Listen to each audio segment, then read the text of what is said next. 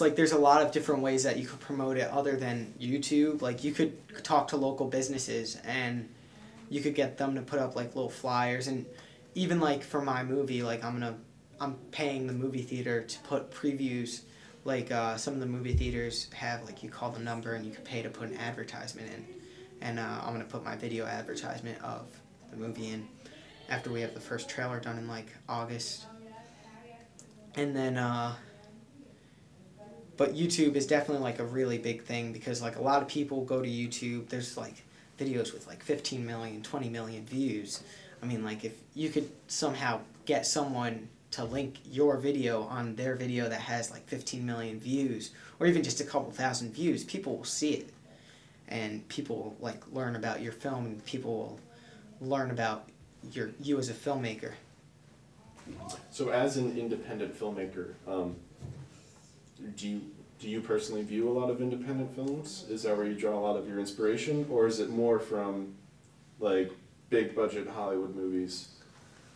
Like I don't know. I really look up to like Steven Spielberg, James Cameron, guys like that, and like they're a lot of big budget, but they do a lot of things that like are original that like a lot of people haven't done, and like very creative, very artsy. Not like completely artsy to the extent that someone that like just the ordinary viewer wouldn't understand it. Like some of these films at Sundance, some of them are very artsy and you can't understand them at all. But I get from a little from each. Like I do get from like big filmmakers like Steven Spielberg and guys like that, and I do get from like some independent films. Like I'll see an independent film and well, why didn't I do something like that in my movie?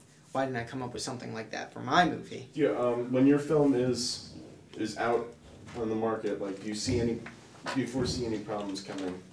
Like maybe there's a certain aspect of your film that like you personally like and you feel it helps the movie, but you think maybe audiences won't really relate to it or anything. So like, is there something in the script that someone won't get, or something in the movie that someone won't get because not so much that, like but just artsy? Just anything really. Artsy like anything about the film? Yeah, is the film like, because there's plenty of independent films like you said that are very artsy and they're hard to keep up with. I'm guessing what I'm asking, is there anything like that in your movie where it might turn some people off and turn some other people on?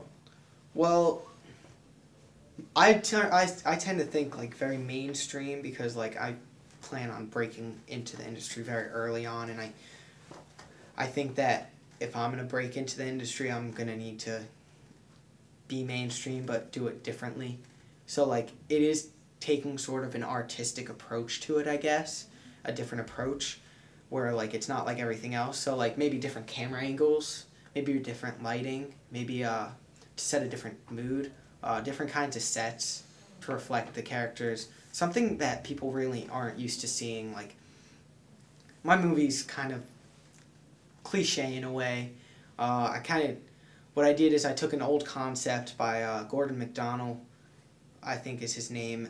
He wrote Shadow of a Doubt, and I took the concept of Shadow of a Doubt and I created a modernized version of it, and I called it Suspicion, which is based on another Alfred Hitchcock movie. And the reason I did that is because I think that, the classic is great, but like people want to see something original, and like although taking it and redoing it is not original, I think the way that we're going to be doing it will be original, and we're going to do it in a new way that people won't expect, and the ending will just blow people away. Like it's sort of like a Shawshank kind of thing. Like I think people will think it's cool.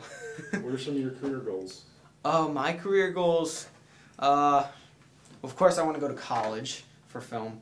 I definitely like to get into college for not only film but maybe graphic design and marketing, because this way that'll help me later on with the industry. And like a director's always with the film throughout the whole film, from the day pre-production starts and the script is read and decided to be filmed and is greenlit to the day that it's released. And the director, even on the day that it's released, is still stressing about how much money the film is going to make. And it's unfortunate, but it's true. And I don't know. It's just it's really like it's really kind of like weird. It's an offset kind of to think that like you have to sort of go like my grandma is cooking the food for the crew, and I literally have a crew of only like 12 to 16 people, and we're divided into day and night crew.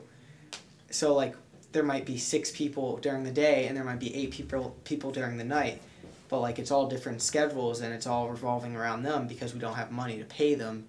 We have to work around their schedule.